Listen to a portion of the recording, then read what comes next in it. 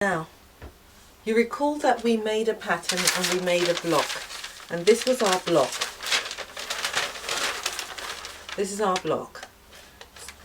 But from here now, we arrived at a straightforward sleeve, and then this one it had a dart here to shape the sleeve. And then we arrived at a gathered sleeve. But now from this gathered sleeve I'd like to move on.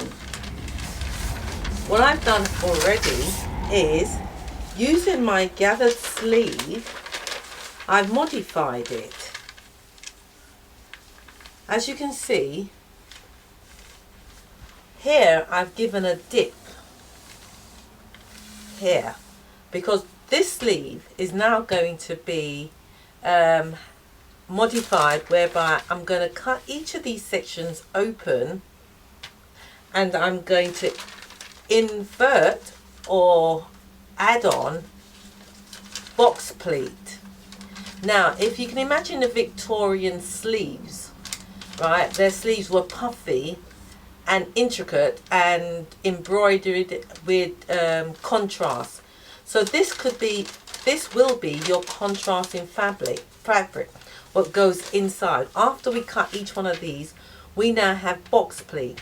So we've got our gathering going on here, and we've got our gathering going on there to make it a puff sleeve. And now we're making a different by we're opening it up to make it more interesting. So I've done that here, and now I'm going to open it up. So I've got another copy here to show you the difference. But when I open this up, right, these lines here, you need to add at least enough for your seam allowance, each one of these lines. Now, it's time consuming for me to do this right now, but you're going to do it. So when I make this one's going to be smaller than this one. But the idea is that you get the idea of what I'm trying to tell you. So just to save time. So I've done this, and now I'm going to cut each one of these open. And when you're making your pattern, you will cut each one open.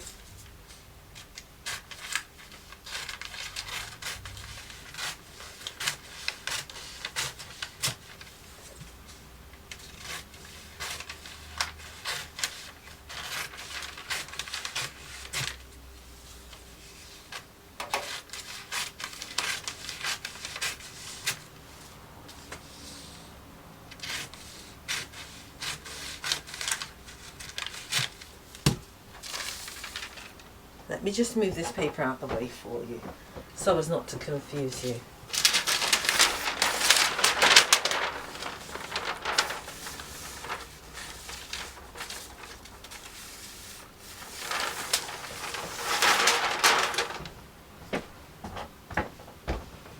So here's your sleeves, and if you can imagine, either is it Roman soldiers or is it, I think it's the Victorian, the guards, where they've got these in a different fabric in between. And this now is your box pleat. And here what I've done, you can make this size any size you like. I've made this 6 inches of width, so 2 inches inside, 1 inch here, and the rest is the seam allowance. And what this does is, with the seam allowances here, if you can imagine, if I was to, I should have done this a different colour, put this inside, this is where it now goes. So when it's puffed out, you will see the fabric inside. And this is how you extend to do a variety of sleeve, and then stitch it all back up. And when you stitched it all back up, you will end up with your sleeve. I will do a little drawing so you can have an idea of what it is I'm trying to do. So that is your sleeve. So that's another way of adjusting and modifying your sleeve. Now, when you've done that, the bottom of your sleeve You can have it puffed out and leave it as it is, or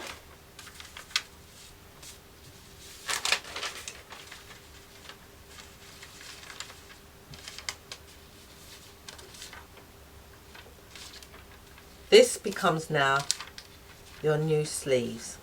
So this section here will gather up and reduce in size. And here we have our contrasting. So you will cut 1, 2, 3, 4, 5 of these. But because this is something that you do yourself, you can put as many of these in as you wish and it will extend out. Don't forget to put the seam allowance back here. I haven't got time to do that now, but I'm telling you that's what you need to do. So you've cut your pattern, you recut this now, and you put your seam allowance at the side, and then it will fit back onto your block. And then you have your sleeve. Now, in order to get this to stay as a puffed out, the lining that you put in is what helps it to stay up. So the lining between here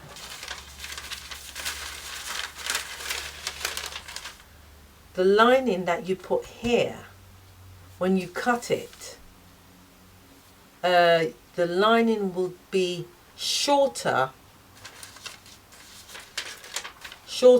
than the actual pleats itself. So roughly, if I was to say the lining will be from that section to here, and it will be stitched on to the section, depending on where you cut it, here.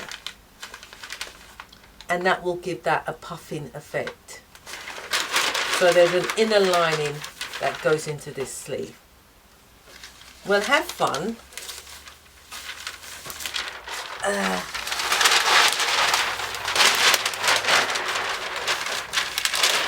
Just a short reminder.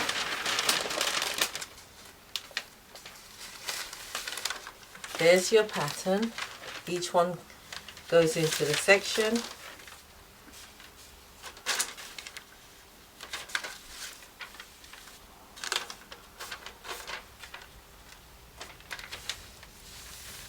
And you can do whatever it is you want.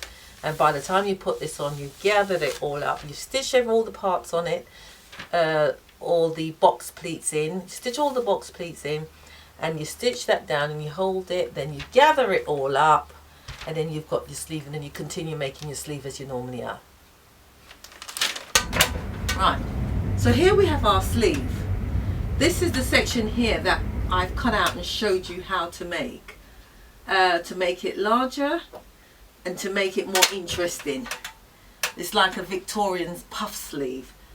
You could even make it more interesting as well by buying little eyelids.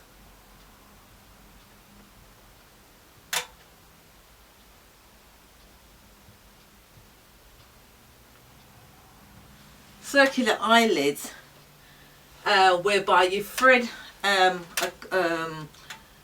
either a ribbon or a string, and instead of this fabric underneath, and now it crosses over to make it more interesting as well. So there's a lot of things you can do,